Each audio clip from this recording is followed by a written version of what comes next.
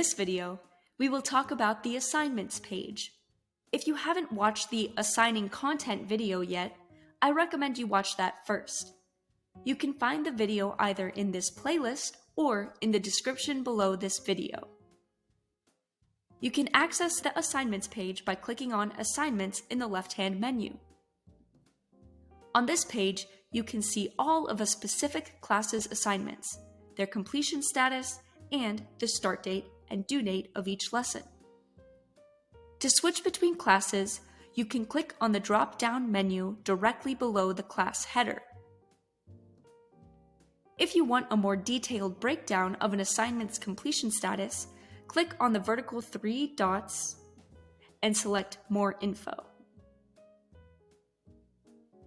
To edit an assignment's details, click on those vertical 3 dots and click Edit.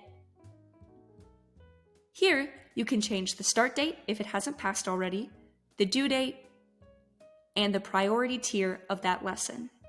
Don't forget to click Save in order to save all of your changes. The assignments page is also where you can find your assignments library, which we will talk about in the next video.